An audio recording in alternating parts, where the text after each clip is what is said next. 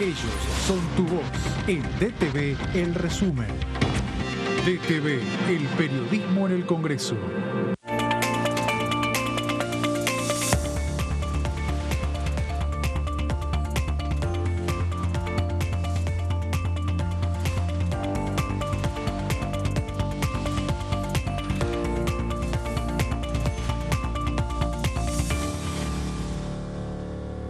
Hola, bienvenidos a una nueva jornada del resumen de noticias parlamentarias. ¿Cómo va, José?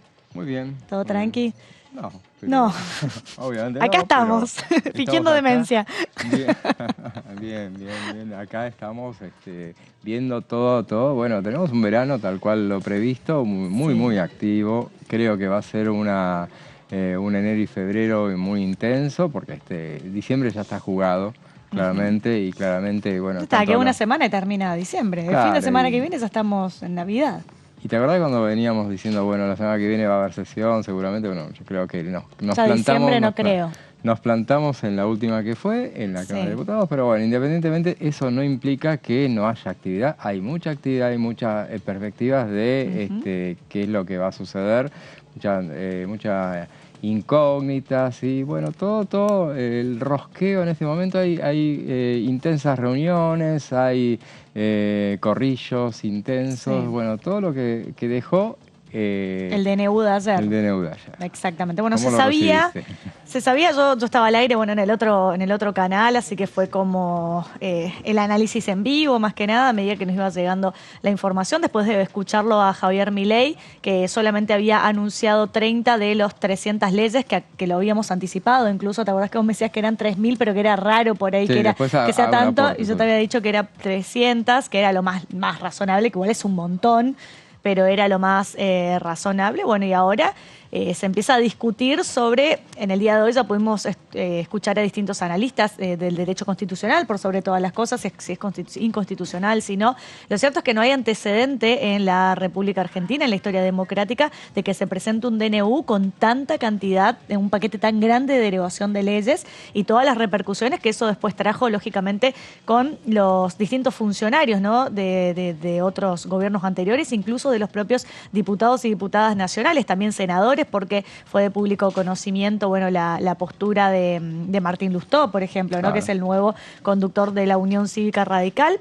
De alguna manera, muchos bancando que hay muchas cosas que hay que cambiarla, bancando que hay muchas leyes que hay que derogarlas y que hay que avanzar por ese camino, pero que no era la forma, ¿no? Que sea todo dentro de un decreto de necesidad y urgencia, sino que lo más razonable y lo más democrático hubiese sido que vayan enviando por leyes, porque hay muchas leyes que no responden a la necesidad y urgencia para la cual está pensado un decreto de necesidad y urgencia, justamente como es, por ejemplo, el tema de los clubes de fútbol, ¿no?, o el tema de la ley del fuego, y hay tantas otras leyes que se podría haber mandado quizá como leyes más adelante, quizá más a mitad de año, en los próximos meses, como leyes para que se discutan y se debatan aquí en el Congreso Nacional. Sí. Lo cierto es que ahora le queda el rol a la bicameral, ¿no? Ahora el Congreso va a empezar a jugar una movida importante y de hecho Javier Milei termina la cadena nacional diciendo, bueno, ahora el Congreso Nacional...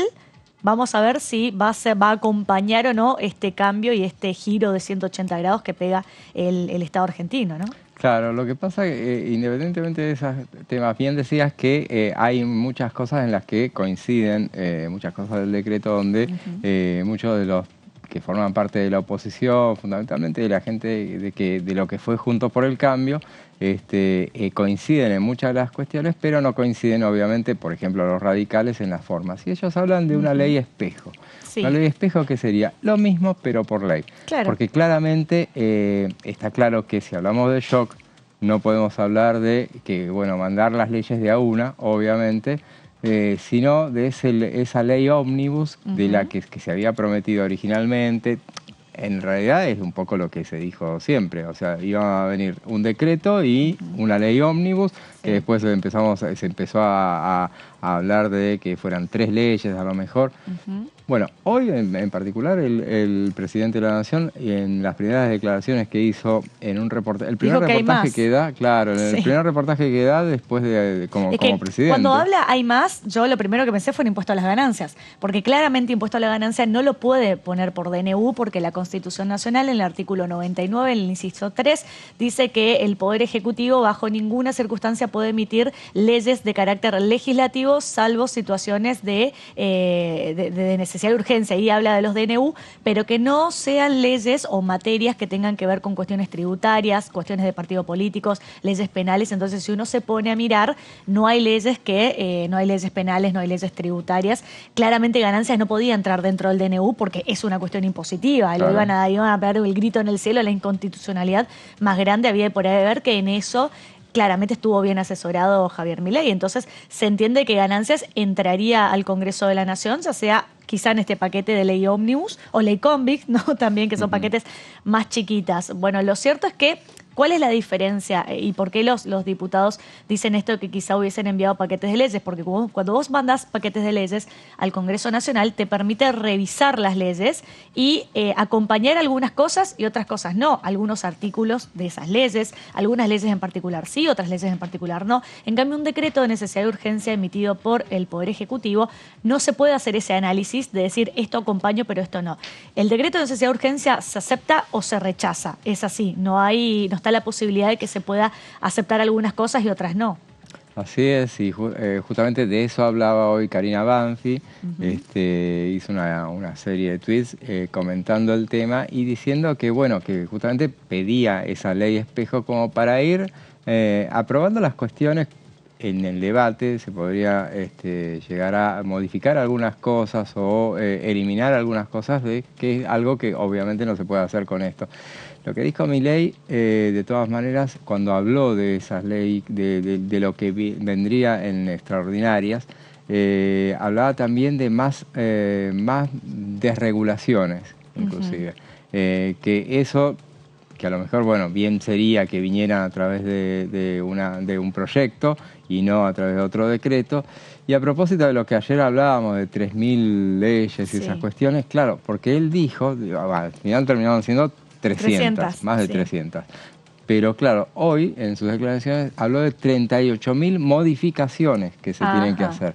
Entonces de ahí viene ese número de 3.000, que son las que a lo largo del tiempo o rápidamente llegaría a hacerse, que no son 3.000 leyes en definitiva, o 300 leyes hoy. Lo que hubo anoche fueron 300 modificaciones de cosas, de sistemas, de leyes en muchos casos, o de esquemas que están rigiendo, que en algunos casos son bienvenidos por mucha gente que está a favor de esas imposiciones.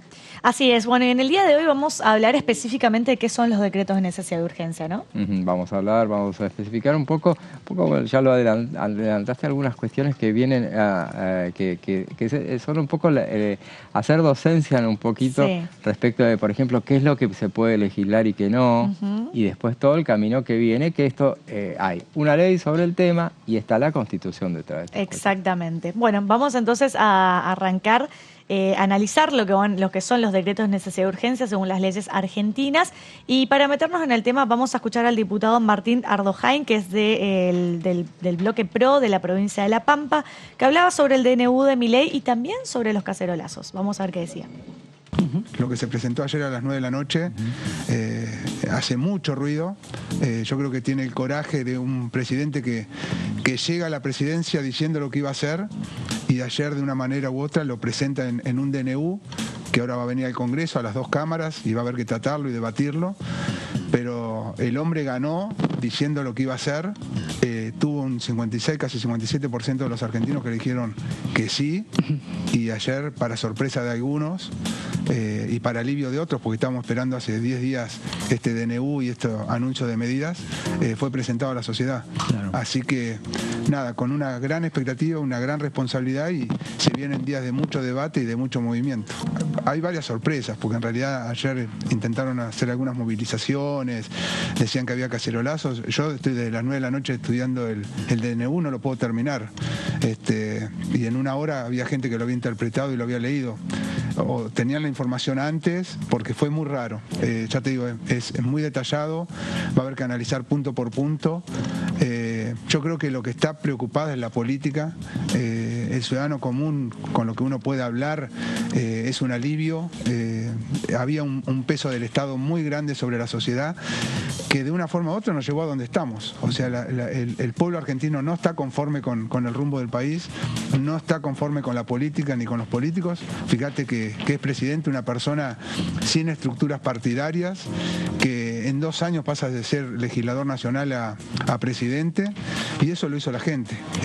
Ahora veremos cómo camina, cómo podemos fortalecer esta democracia, pero a mí cuando me tocó, después que perdimos con Patricia Bullrich la elección, yo venía del lado del PRO y de Patricia Bullrich, la única opción que veía era Javier Milei, y me parece que, y lo dije en su momento, era porque no tiene la fuerza en las 2 cámaras para sacar las leyes por decreto o por mayoría automática como estábamos acostumbrados, sino por debate. Así que creo que se viene una nueva Argentina. Bueno, ahí lo escuchábamos entonces al diputado perteneciente al bloque del PRO y de alguna manera un poco lo que se sabía, ¿no? Los diputados nacionales del PRO seguramente van a apoyar este DNU. Ahora lo que queda ver es qué posición va a tomar la Unión Cívica, sí, por un lado la Unión Cívica Radical y bueno, y Unión por la Patria, que ayer sacaron un comunicado claramente repudiando y rechazando lo que es este decreto de necesidad y urgencia. Bueno, José, contanos a ver en qué consiste esto. Sí, justamente, bueno, hoy vamos a hablar de todo lo que hay que saber sobre los decretos de necesidad y urgencia. Bueno, vamos a ir punto por punto a ver cómo es el recorrido después de lo que le va a pasar a este DNU en su ingreso al Congreso de la Nación. Bueno, primero vamos a hacer responder esta pregunta. ¿El presidente de la Nación puede emitir disposiciones legislativas? No. La Constitución Nacional, como principio general, prohíbe al presidente o presidenta emitir disposiciones legislativas, pero bajo determinadas circunstancias autoriza a dictarlas a través de los decretos delegados o los decretos de necesidad y urgencia. Ahí está la clave de lo que, bueno, estamos viendo ahora. Vamos a adentrarnos bien en lo que son las cuestiones estas. Bueno, el artículo 99 que mencionaba Luciana al principio, hacía referencia al inciso 3 del artículo 99 de la Constitución Nacional, establece cuándo puede emitir decretos de necesidad de urgencia. A su vez, el artículo 76 de la Constitución establece cuándo puede emitir decretos delegados, y sobre ese tema, un decreto delegado es el que emite el presidente cuando una ley del Congreso lo autoriza. La ley puede delegarle funciones legislativas en materia de administración pública y emergencia pública, y tiene que establecer el plazo para ejercer ese derecho y las pautas dentro de las cuales puede actuar. Esto es acá, dicho lo cual, decreto delegado, ya no hablamos más. Vamos a seguir hablando sobre DNU. Exactamente, pero todas esas cuestiones son en los casos en los cuales el Congreso Nacional de alguna manera se encuentra imposibilitado de actuar. Porque, como siempre decimos acá, una democracia representativa republicana se conforma por 3 poderes, que los 3 tienen un rol fundamental para que se desarrolle la democracia. Entonces, como decía José en las placas, si bien hay potestades y facultades que son exclusivas del Poder Judicial y hay otras que son exclusivas del Poder Legislativo, no se pueden interponer entre ellas, salvo por situaciones especiales y circunstancias que amerite que quizá el presidente de la Nación, por necesidad y urgencia declarada, pueda emitir cuestiones legislativas. Ahora seguramente vamos a ver cuáles son las prohibiciones, en qué caso no podría hacerlo. Pero en principio el Congreso Nacional se entiende que si el presidente convoca extraordinarias, está en condiciones de funcionar.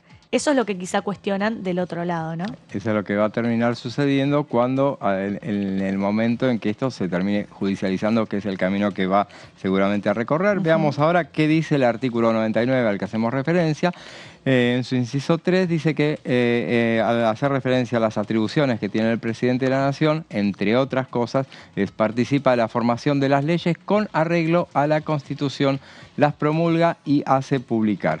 El Poder Ejecutivo no podrá en ningún caso, bajo pena de nulidad absoluta e insanable, emitir disposiciones de carácter legislativo. Eso lo dice también. Veamos otro de los ítems que dice. Cuando habla ahí de pena de nulidad absoluta, es un término muy legal, muy judicial, porque también en el derecho existe la nulidad relativa, podríamos decir. Es decir, te pueden decir, bueno, este acto está viciado de nulidad pero en algunas, en su forma o quizá en el contenido, ¿sí? Entonces podés como decir, bueno, esto te apruebo, pero esto no te apruebo. Cuando la ley te dice es nulo, de nulidad absoluta, te está diciendo todo lo que está hecho de esa manera no se puede hacer directamente. No puedes ni siquiera cuestionar que algunas cosas podrían llegar a aceptarse y otras no. Es nulo o nulidad absoluta en los casos en los cuales no respete lo que establece la Constitución Nacional. Muy bien, muy detalle importante ese. Ahora veamos qué es lo que no, lo que sí puede hacer y que tiene que estar, que según algunos ítems que tiene que respetar. Solamente cuando circunstancias excepcionales hicieren imposible seguir los trámites ordinarios previstos por esta Constitución para la sanción de las leyes y no se trate de normas que regulen lo que decía Luciana, materia penal, tributaria, electoral o de régimen de los partidos políticos, podrá dictar decretos por razones de necesidad de urgencia, los que serán decididos en acuerdo general de ministros que deberán refrendarlos conjuntamente con el jefe de gabinete de ministros. Esto viene a cuento, por ejemplo, de aquello que se decía que venía el tema de la eliminación de las pasos, venía por acá. No vino simplemente justamente por esto, porque en regímenes electorales no puede actuar. Es más, necesita cuando esos temas pasan por el Congreso de la Nación, necesita mayorías especiales, 129 votos en diputados y 37 en la Cámara de Senadores. Sí. Veamos entonces la próxima placa.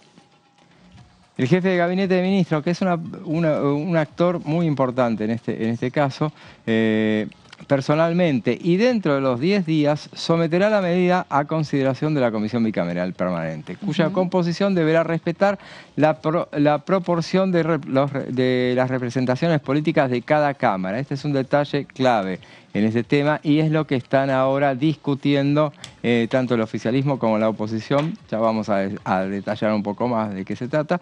Esta comisión elevará su despacho en un plazo de 10 días al plenario de cada Cámara para su expreso tratamiento, el que de inmediato considerarán las cámaras.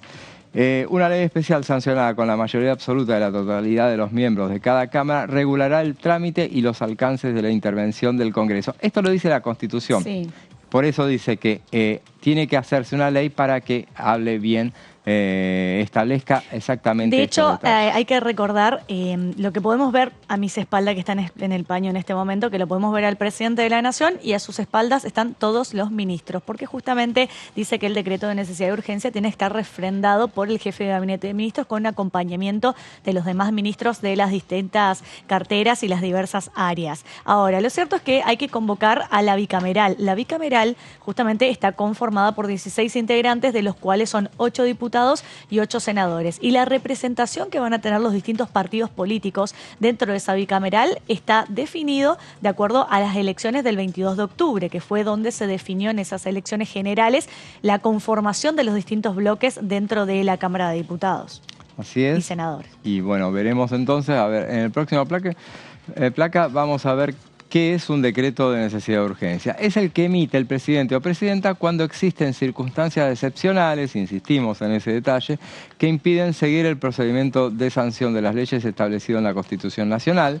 ¿Los decretos de necesidad de urgencia pueden regular cualquier materia? Esa es la pregunta que se hace. No pueden tratar temas de materia penal, tributaria, electoral o sobre partidos políticos. Eso también ya lo habíamos puntualizado. Veamos entonces la próxima placa.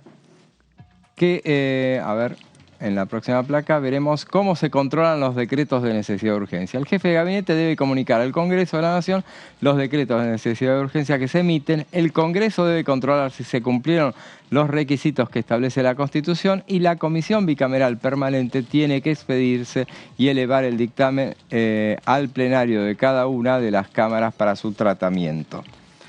Ahora veamos entonces, bueno, ¿quiénes deben firmar los decretos, los DNU? Deben ser firmados por el presidente, el jefe de gabinete y todos los ministros.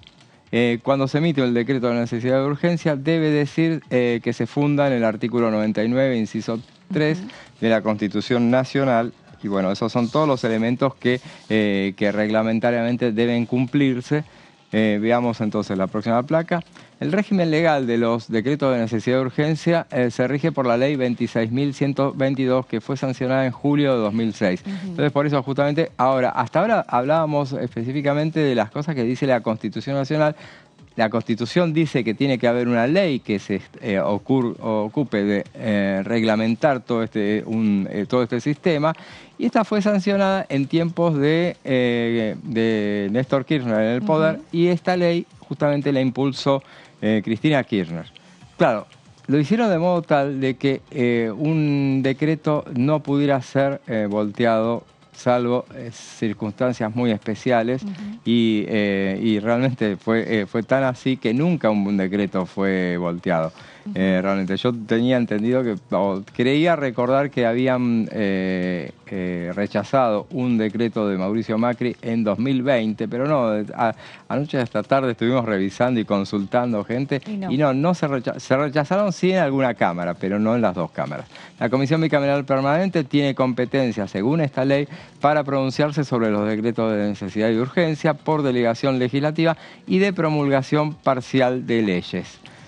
Bueno, vamos entonces a la próxima. La Bicameral Permanente de Trámite Legislativo, así se llama esta comisión, está integrada por 8 integrantes designados por el presidente de sus respectivas cámaras, 8 de cada una, o sea 16 en total, a propuesta de los bloques parlamentarios, respetando la proporción de las representaciones políticas. Y acá es todo un tema que está siendo debatido en las comisiones. ¿Por qué?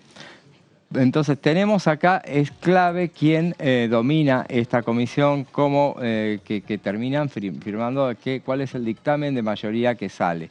En general se trata de que salgan los dictámenes de mayoría del oficialismo, obviamente. En este caso, entonces, tenemos a una primera oposición que es mayoría, que es primera minoría en la Cámara de Diputados y en la Cámara de Senadores. Ahora bien, en la Cámara de Diputados tiene el 40%, son los diputados de Unión por la Patria. Y en la Cámara de Senadores tienen el 45%.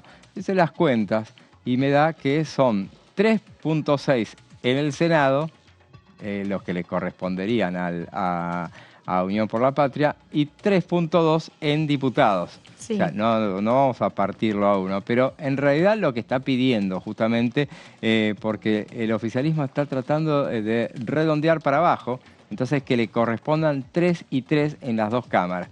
Y la están peleando ahora. Lo más probable, en el Senado medio como que casi lo tienen cocinado de que quedan con 3. Va a haber 5 de los otros bloques, no estoy diciendo del oficialismo, sino oficialismo y aliados. Claro, entre esos van a haber de la Libertad Avanza, del PRO, de la UCR y demás partidos seguramente. Claro, y en diputados vamos a tener, quieren que sea, que ahí es más difícil porque le va a ser más dificultoso lograr que tengan solamente 4 diputados. Si Unión por la Patria logra tener 4 y 4, bueno, necesitarás que el resto responda que te banque justamente los decretos en su totalidad. Eso es lo que están peleando, por eso están tratando de que queden en 3 y 3, para ver si alguno de los otros termina inclinándose en contra. Bueno, a lo sumo lo que pueden admitir es que sea un empate y que termine definiendo el presidente de la comisión. Sí. Sus integrantes duran en sus funciones hasta la siguiente renovación de la Cámara a la que pertenecen. Pero hay un detalle importante, o sea, van rotando las presidencias. Eso lo vamos a ver en una próxima placa. El presidente, vice y un secretario son elegidos anualmente. La presidencia es alternativa y corresponde un año a cada cámara. Este año le corresponde al Senado. Por eso se espera que en las negociaciones previas que está habiendo, hasta ahora se había acordado un poco que el presidente fuera del radicalismo. Fue parte del acuerdo que hubo en esta unión de bloques que estableció una mayoría dentro de la Cámara Alta, que es de 39 miembros. Veremos a ver si termina la Libertad Avanza otorgándole esa función al presidente, al radicalismo, a la presidencia. Cumple funciones aún durante el receso del Congreso de la Nación. Esto lo hemos repetido, no es un dato menor, muchos lo desconocen. O sea, la comisión es la única, esta comisión bicameral es la única que funciona durante todo el año. Por eso algunos decían hoy, erróneamente, decían, bueno, pero tiene que convocar extraordinarias para que analicen este tema. No. Esto no respeta esas cuestiones. Sí, después, en todo caso, se tendrá que tratar en extraordinarias si llega al recinto.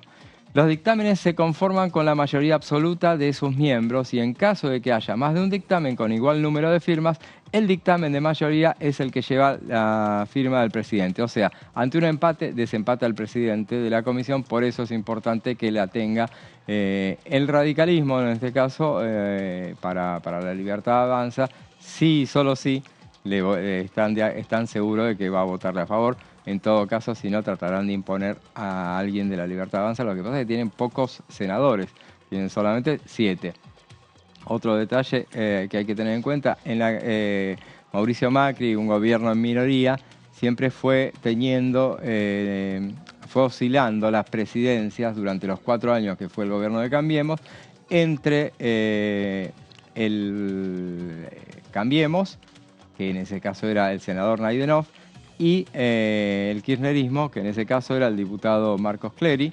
Entonces, cuando la presidencia la tenía el Senado, ahí pasaban los decretos, lo lograban a aprobar todos. Y cuando la tenía el diputado se dificultaba bastante más. Bueno, el Poder Ejecutivo, dentro de los 10 días de dictado un decreto de delegación legislativa, lo someterá a consideración de la Comisión Bicameral ¿Días Permanente. hábiles o días de corrido? Días... Viste, no especifica, lo pregunto. No, lo pregunto porque yo tampoco lo sé, pero eso cambia incluso la cantidad de días, ¿no? Porque no es lo mismo tener días hábiles que días de corrido. Yo calculo que serán de corrido, porque un DNU no se pausa los fines de semana. Entendería que es así, porque no lo dice, no lo especifica. Por eso. Y es importante porque, aclarémoslo, no se respeta. Ese detalle no se respeta. Igualmente, la bicameral debe expedirse acerca de la validez o invalidez del decreto y elevar el dictamen al plenario de cada cámara para su expreso tratamiento. Esto menos se respeta, en realidad, porque normalmente, o sea, esto de los 10 días, tengamos en cuenta un detalle. Mira, me traje. La última reunión de la comisión de DNU fue el 30 de junio del año pasado. O sea, y hubo decretos. Y esa reunión duró 10 minutos, solamente para constituir las autoridades. La última reunión donde se trabajó realmente, donde se analizaron decretos, fue el 6 de julio de 2021. O sea que tampoco, cuando ahora se proteste mucho, le van a aclarar a Unión por la Patria que ellos directamente no convocaban a la comisión de... O sea, en esto nadie es santo. Todo el mundo trata de sacar partido de estas cosas y, por ejemplo, de no respetar lo que establece la Constitución. No es la ley la que establece lo de los 10 días, la Constitución lo dice. Bueno, veamos aquí. El dictamen debe pronunciarse expresamente sobre la procedencia formal y la adecuación del decreto a la materia y a las bases de delegación y al plazo fijado para su ejercicio. Para emitir dictamen, la Comisión Bicameral Permanente puede consultar a las comisiones permanentes competentes en función de la materia. Si en todo caso hay algo que consultar a presupuesto, bueno, lo hacen. En realidad tampoco esto se hace jamás, pero bueno, esto lo establece la norma. Y veamos entonces la próxima placa. Sí, a ver la próxima placa. Hay una placa más. En caso de que el jefe de gabinete no remita, esas son sanciones que eventualmente se pueden hacer, no remita en el plazo establecido a la bicameral permanente los decretos, dicha comisión se abocará de oficio a su tratamiento. Esto tampoco jamás pasa, jamás. Para ello, el plazo de 10 días hábiles para dictaminar se contará a partir del vencimiento del término establecido para la presentación del jefe de gabinete. Esto podía suceder en el momento en el cual que había momentos en los cuales la presidencia la tenía la oposición. A ver, veamos entonces la próxima placa. Vencido el plazo que hace referencia al artículo anterior sin que la Comisión Bicameral Permanente haya elevado el correspondiente despacho, las cámaras se abocarán al expreso e inmediato tratamiento del decreto que se trate de conformidad con lo establecido en los artículos 99, inciso 3 y 82 de la Constitución Nacional. Y ahora veamos entonces otra placa. Según establece el artículo 24 de la Ley 26.122, el rechazo por ambas cámaras del Congreso del decreto que se trate implica su delegación de acuerdo a lo que establece el artículo 2 del Código Civil, quedando a salvo los derechos adquiridos durante su vigencia. En definitiva, o sea, necesitas que para que con que te lo apruebe una comisión, ya está, se acabó. Ya una está cámara. refrendada. Una cámara, perdón. Si lo tienen que rechazar las dos. Nunca pasó. O sea, Nunca tiene pasó. más chances de que esto siga a que no siga. Porque si no se trata, queda vigente el DNU. Si se trata y lo rechaza solamente una, queda vigente el DNU. O sea, sí. tenés como 2-1, ¿no? Pero Porque si no se trata, queda vigente. Ahora, si se trata, pero uno lo aprueba y la otra lo rechaza, también queda. La única forma de que esto no quede vigente es que las dos lo rechacen. Sí, y eso no sucedió nunca. Por eso. Ahora, veamos cuántos decretos de necesidad de urgencia fueron emitidos por los diferentes presidentes. Carlos Menem, 110. Ahí falta Alfonsín. Alfonsín creo que emitió 6 decretos de necesidad de urgencia solamente. Menem en 10 años 110, Fernando de la Rúa 59 en 2 años, Eduardo Duhalde en 2 años 179, Néstor Kirchner en sus 4 años 236, termina siendo el que más emitió, DNUs. Cristina Fernández Kirchner en sus 8 años 77 decretos, Mauricio Macri en 4 años 70, Alberto Fernández en sus 4 años 176 y Javier Milei tiene 4 hasta ahora. Bueno, José, entonces llegamos a la primera mitad del programa. Vamos a hacer una pequeña pausa. Quédense con nosotros que en minutos nada más volvemos con más resumen de noticias parlamentarias. Ya venimos.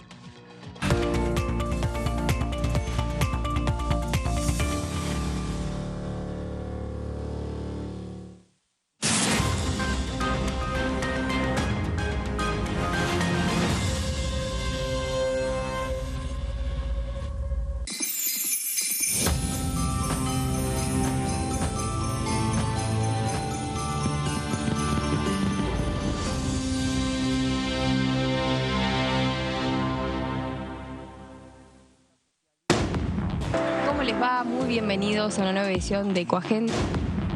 Bueno, tenemos que entender que la obsolescencia programada no es algo nuevo, es algo que viene de muchos años, es más del siglo anterior. Lo primero que se ha sufrido obsolescencia programada fue las bombillas de luz. Y estudié en la UBA Gestión Ambiental Metropolitana, que también tiene una parte de derecho ambiental, porque al final tiene que ver con estudios de impacto ambiental, evaluaciones ambientales, donde también se necesitan abogados. Entonces por ahí usar ese conocimiento jurídico para esta parte más de gestión ambiental, que creo que es como bastante importante. Y bueno, mis compañeros eran casi todos arquitectos, urbanistas, creo que éramos 2 abogados nada más. Ecoagenda, jueves 23 horas.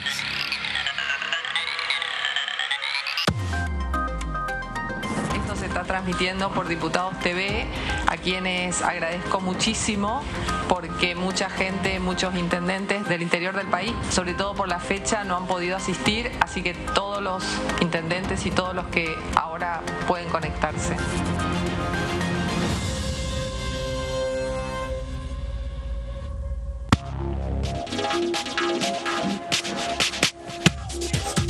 DTV es información, es diálogo, es análisis. DTV es federalismo, libertad de expresión, pluralidad de voces. DTV es todo lo que un país en democracia tiene que ser. DTV es tu voz en el Congreso. Este 2023, seguí eligiéndonos. DTV, el periodismo en el Congreso.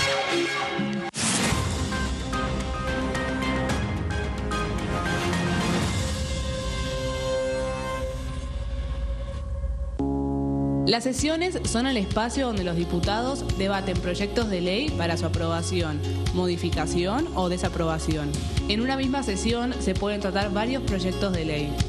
Desde el 1 de marzo, cuando el presidente las inaugura, se desarrolla el periodo de sesiones ordinarias.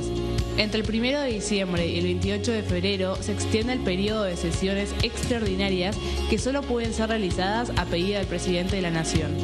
En el recinto, el bloque oficialista se dispone a la derecha del presidente de la Cámara, el bloque opositor mayoritario a la izquierda y en el centro los bloques con menos cantidad de integrantes.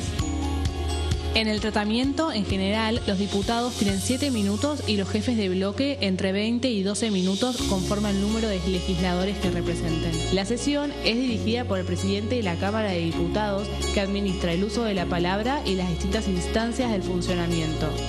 A la izquierda del presidente está el secretario administrativo, a la derecha el secretario parlamentario y debajo de él están los taquígrafos, que registran cada uno de los testimonios.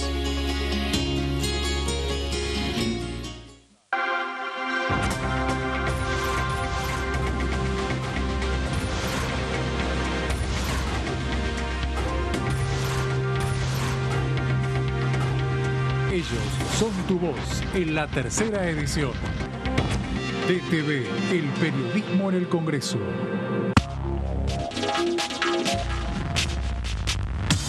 DTV es información, es diálogo y es análisis. DTV es pluralidad de voces, es libertad de expresión. DTV es federalismo. DTV es todo lo que un país en democracia tiene que ser. DTV es tu voz en el Congreso. Este 2023 seguí eligiéndonos. DTV, el periodismo en el Congreso.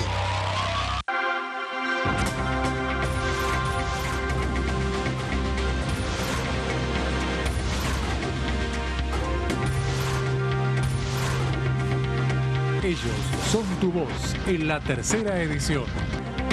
DTV, el periodismo en el Congreso.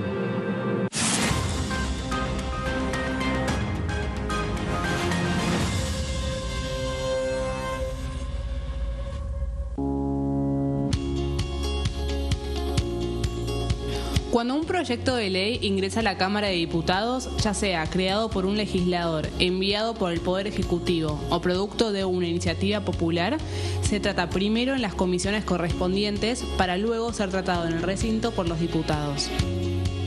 Las comisiones son el ámbito de análisis y debate sobre los proyectos de ley conformadas por legisladores de distintos bloques. Hay 23 comisiones especiales que tratan temas específicos como el atentado a la AMIA y 45 permanentes que tratan temas vigentes como educación y salud. Un diputado puede formar parte de varias comisiones. Cada comisión se compone de un presidente, un vicepresidente y de 3 a 5 secretarios. La duración de los miembros de las comisiones permanentes y especiales es de 2 años. Para que la comisión funcione debe tener quórum, es decir, un mínimo de 15 y un máximo de 31 a 49 diputados. Las autoridades son elegidas por los propios integrantes de las comisiones, que a su vez son elegidos bajo consenso por sus propios bloques. Para que un proyecto sea tratado en el recinto, debe contar con el apoyo de la mayoría de los integrantes de esa comisión. Al finalizar una reunión de comisión, se dictamina sobre la pertinencia de tratar el proyecto en el recinto. El dictamen propone una resolución o decisión sobre una o varias iniciativas o proposiciones.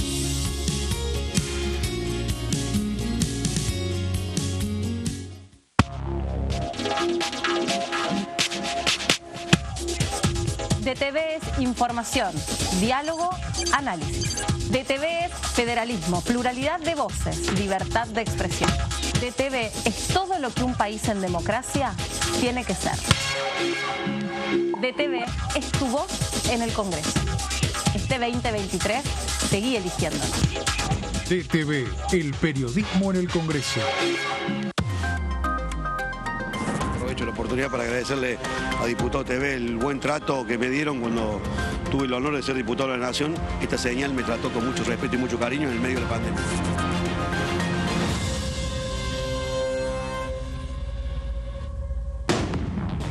Hola, hola, ¿cómo va? Gracias por acompañarnos, bienvenidos a Entrevistas.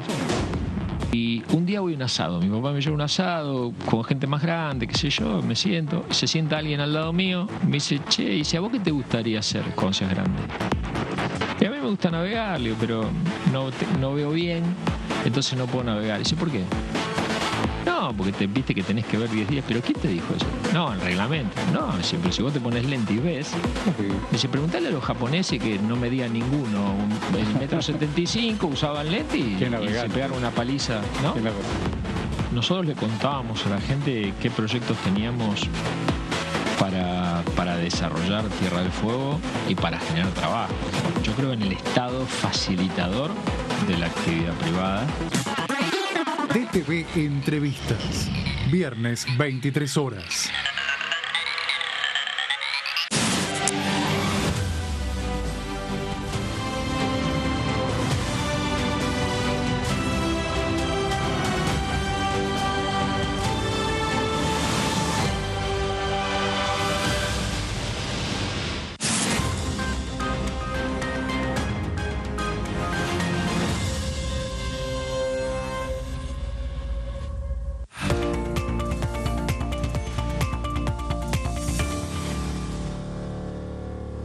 Continuamos aquí con el resumen de noticias parlamentarias y ahora llegó el momento de empezar a repasar la palabra de los distintos legisladores y legisladoras nacionales que pasaron en el día de hoy aquí por el piso de DTV. Entre ellos la diputada Dayana Fernández Molero, ella es del bloque PRO de la Ciudad Autónoma de Buenos Aires, quien también habló sobre el DNU y la desregularización de la economía. Vamos a ver qué decía. Hay una urgencia de que Argentina tiene que salir adelante y tiene que empezar a producir, a exportar, a arrancar. Estamos como paralizados, no solamente por la inflación, por las faltas de reglas de juego, por la falta de previsibilidad, por un montón de cosas, pero hay muchas trabas. Entonces, creo que ir adelante con eso me parece que es fijar un rumbo. De nuevo, yo no voy a discutir por ahí las formas porque no es, que no las es mi formas especial. hacen al todo, muchas veces. Sí, las formas pueden hacer al todo, pero digamos, mi foco por ahí ahora es en las necesidades por ahí más urgentes de lo que necesita la Argentina para salir adelante. Y yo creo que muchas de esas reformas son vitales para que la Argentina, de nuevo, te digo, pueda producir, pueda exportar, pueda dar trabajo, pueda, digamos, salir adelante. Entonces, yo me quiero focalizar, por ejemplo, en qué significa más competencia para la Argentina. Bueno, muchas de las reformas van con eso, van contra cosas muy específicas que, digamos, que es mi agenda en el Congreso particularmente. Entonces, cuando yo me digo, hay un montón de cosas que yo las hubiera propuesto como ley. ¿Qué parte destacarías? Bueno, podemos arrancar con todo lo que es la desregulación de cosas como la ley de góndolas, ley de abastecimiento, bueno, todo lo que tiene que ver con lo del observatorio de precios, ley de alquileres, cosas que no funcionan, pero que no solamente que no funcionan, que no sirven, sino que hacen daño, ¿sí? Entonces, me parece que eso es cosas por las que yo vengo trabajando en el gobierno anterior, cuando pasé por la Secretaría de Comercio, cuando pasé por el Ministerio de Hacienda, pero después también di ese debate por las ideas en columnas de opinión, o sea, me he manifestado siempre en ese sentido, hablando específicamente sobre lo importante que es sacar la ley de góndolas, la ley de alquileres, demás. La diputada hacía referencia a algo que varios diputados se manifestaron en el día de hoy luego de conocer el decreto de necesidad de urgencia, que habían leyes que podían haber sido presentadas como leyes dentro del Congreso Nacional y no necesariamente dentro de un decreto de necesidad de urgencia, ¿no? Así todo, ella es de las que va a apoyar justamente. Sí, es que el PRO se sabe que va a apoyar. Sí, seguro. Tiene sus propios funcionarios dentro del gobierno, no va a apoyar. Y cuando hablaba del gobierno anterior, en realidad se refería al gobierno de Cambiemos. Claro. O sea, se salteó uno. Se salteó. Claro, el gobierno de Alberto como que Fernández. Había sido funcionaria de Alberto Fernández, pero no. Sí, exactamente. Bueno, y la diputada también estuvo hablando respecto de las exportaciones, importaciones y sobre el registro automotor, que es un proyecto que se presentó aquí, que tiene 3 autores, 3 proyectos distintos. Pero vamos a escuchar a ver qué decía. Es algo fundamental la competencia en Argentina que no existe porque hay en todos lados hay algunos privilegiados o, por ejemplo, la cuestión de la integración al mundo, que está muy limitada también la competencia por las exportaciones y las importaciones, y el decreto dice específicamente prohibir, exportar y importar, y eso me parece que es fundamental para la Argentina también. ¿No tiene ningún impacto?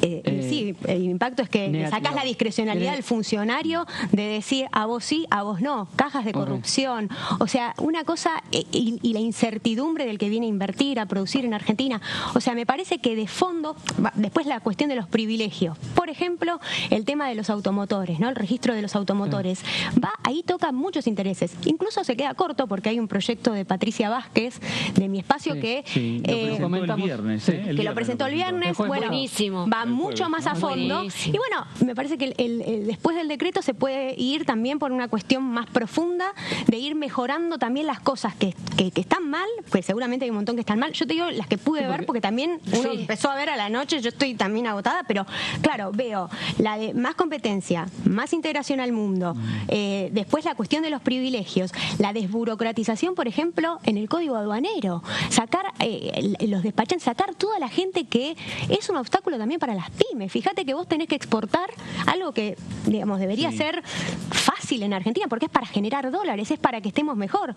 Y las pymes, particularmente, son las que más lo sufren porque tienen que ser cadetes del Estado, yendo de oficina en oficina, y cuando llegan hacia el final que le toca exportar, le dice, te faltó un papel, y en muchos casos ahí viene la coima, ahí vienen las cajas, o sea, me parece que esta simplificación toca muchos intereses, es compleja, pero es muy necesaria. Bueno, ahí la veíamos entonces a la diputada hablando sobre este proyecto que busca digitalizar lo que es el registro automotor, que tiene 3 autores, 3 proyectos distintos, entre ellos la diputada Vázquez, Martín Tetaz y me está faltando uno. Agos Carreño. Ahí está, Agos Carreño, exactamente. Que seguramente eso podríamos hacer, yo la semana que viene ya no voy a estar, pero te iba a decir, podríamos hacer, traerlo para explicarlo por ahí un poquito más en detalle. Sí, sí. Pero hoy la entrevistaban a la diputada Patricia Vázquez y que justamente ella comentó el tema de que no venía, esta desregulación no venía a reemplazar lo que ella había propuesto, sino que era un inicio que solamente digitalizaba los registros. Exacto. Lo que ellos proponen es ir mucho más allá y eliminar los registros automotores. Bueno, y también el diputado Martín Ardojain del Bloque Pro de La Pampa hablaba sobre, en este caso, por ejemplo, sobre agroindustrias. Vamos a ver qué decía. Sí, 2 partes. La primera, vengo de una provincia con un potencial enorme en lo agrícola ganadero, pero donde se han hecho, voy a hablar de La Pampa, provincias muy estatales, donde el peso del Estado tiene un grado muy significativo, más de lo que uno quisiera. Pero sí, por supuesto, somos agrícola ganadero y con un potencial enorme y hay que potenciarlo. Hoy la realidad del país no es buena para la producción. No quiere decir que ahora esto lo mejore, porque en realidad estamos en un equilibrio. Lo que digo es que con una esperanza de que una vez que se acomoden un poco la parte económica, la estabilidad, no podíamos trabajar con una inflación del 150, 160, sin reglas claras, te cierran exportaciones, te abren exportaciones, eso tiene que ver con vos. Lo que hay ahora es, por ahí una situación igual, pero con una esperanza de orden. Lo que quiere el sector, no importa, sobre todo el que trabaja, industrial, comercial o agropecuario o de servicios, es reglas claras y que, como dicen los productores agropecuarios, yo no te pido que me ayudes, te pido que me saques del pie de la cabeza. Si vos me sacás el pie de encima, con eso, y lloviendo por supuesto, que venimos de una seca de 3 años, el campo arranca solo. Bueno, vamos a ver lo de las comisiones. Hoy me preguntaba fuera del aire en qué comisiones estamos, todavía no están, seguramente en marzo se van a terminar de definir. Por supuesto que vengo de una provincia agroganadera, agroindustrial, así que si estoy en esas comisiones tengo mucho para trabajar en leyes de bienestar ambiental, de bienestar animal, ley de fertilizantes, muy ligado al agro, y si no, donde me toque. Hoy estaba hablando con Cristian Rotondo de integrar presupuesto, así que integré presupuesto en La Pampa. Nada, las ganas de trabajar están, de debatir esta Argentina que queremos, así que aportaré del lugar que esté, pero con muchas expectativas y de fortalecer esta democracia que tanto nos costó llegar. Hay un poco el diputado diciendo las comisiones que quisiera integrar, ¿no? ¿Cuándo? Claro. Yo pregunto, ¿cuándo se van a constituir las comisiones, ¿no? Y eso recién a partir de marzo. Sí, a partir de marzo. Recordemos, hubo este año la última composición se hizo bastante atrasada. Sí, y del Senado ni hablar. Sí, no. El Senado fue casi que a mitad de año la porque se fueron constituyendo en el Senado, por lo menos a medida que iban necesitándolas. Sí. Pero bueno, acá en general se arma un poco la presidencia, la distribuye, habrá que ver de qué manera, cómo se distribuye en función de la cantidad de miembros que tenga cada bancada. Así es. El diputado Zapata también estuvo hablando en el día de ayer sobre la reunión del presidente de la Cámara, de Martín Menem, con los diputados de La Libertad Avanza. Vamos a ver qué decía. He participado, fue una reunión muy amena, muy clara. Se va apareciendo, digamos, la madera de líder que tiene el presidente Martín Menem. Evidentemente algo genético trae, porque viene de la familia de políticos que fueron muy destacados, por lo menos ocuparon lugares muy importantes en la historia democrática de nuestro país. Y en fin, en cuanto a la integración de las comisiones, todavía no se ha concluido, faltan varias reuniones de todos los bloques, pero se va avanzando y existen 2 formas de hacerlo: buscar integrar todas de una sola de un solo saque, digamos, hablando aquí en criollo, en salteño, o bien constituir aquellas que puedan ser imprescindibles para la labor del Parlamento, de acuerdo a la naturaleza de los proyectos que puede mandar a extraordinarias el presidente, y continuar durante todo el resto hasta la inauguración del periodo ordinario. Claro, dejarlo más o menos en pausa para la integración. En cuanto a una de las comisiones importantes, como la venía escuchando, la comisión que se refiere a la ley 26.122, que es la de los DNU, que tiene una composición y evidentemente, bueno, ahí tienen que fijarse en la composición de acuerdo a cómo está planteado tanto en la Cámara de Diputados como en la Cámara de Senadores, para tratar de tener una serie de alianzas o en su integración, tratar de tener los votos necesarios para que los DNU tengan vigencia de ley. Eso todavía no está concluido, todavía no se ha terminado de dar la última palabra en cuanto a la organización de los bloques. Tengo entendido que el bloque que integraba a los 3 diputados que se fueron de la Unión por la Patria, habiendo sido elegidos por la Unión por la Patria, me refiero a los salteños, que se fueron un bloque intermedio, ya estarían dentro de algo del Juntos por el Cambio residual con Pichetto. Bueno, ahí lo veíamos entonces al diputado que hablábamos con José, que él integraba Juntos por el Cambio. Claro, ¿no? sí, él había dicho que nunca se iba a ir de Juntos por el Cambio, recordábamos, pero bueno, en definitiva lo que pasa es que en realidad el que se fue Juntos por el Cambio, en definitiva. Y él, bueno, terminó sumándose a La Libertad Avanza, pero ¿por qué? Porque él se había integrado con quienes él tenía un acuerdo en la provincia de Salta con La Libertad Avanza en su partido, con su partido de esa Ahora Patria, y entonces los 2 diputados que ingresaron en estas elecciones por Salta eran justamente de Ahora Patria. Entonces la idea de él era armar una bancada de esos 3 diputados dentro de un interbloque con La Libertad Avanza. Pero bueno, en La Libertad Avanza, como ahora no corren los interbloques, sino van por las bancadas, le pidieron que se integrara y bueno, se terminó integrando y por eso son 37 diputados de La Libertad Avanza. Así es. Bueno, y quien también estuvo hablando es el diputado Pablo Servi del bloque UCR de Neuquén, que hablaba respecto al impuesto a las ganancias. Vamos a ver qué decía. Iba a impactar fuerte porque además en la ley, en la baja de ganancias, se había contemplado el diferencial por zona desfavorable que tiene las provincias patagónicas, ¿no? Entonces, que era un tema, ¿no? que generalmente se pagaba ganancias, muchas veces se terminaba diluyendo el diferencial ese por tener que pagar ganancias a los sueldos de aquí.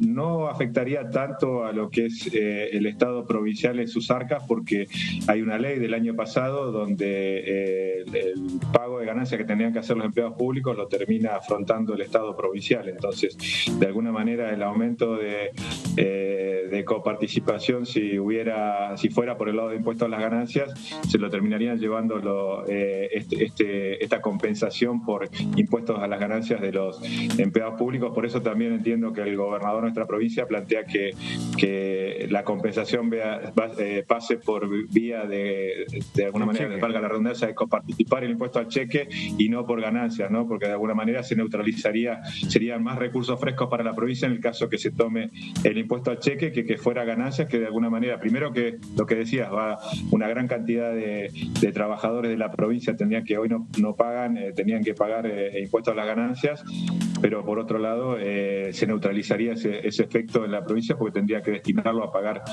impuestos a las ganancias de los empleados públicos de la provincia. ¿Cómo te tocan o no el bolsillo? Bueno, ahí lo veíamos entonces al diputado y de esta manera llegamos al final del resumen de Noticias Parlamentarias. Nos volvemos a encontrar mañana viernes, como todos los días, a las 6 de la tarde. Que tengan una muy buena jornada. Chau.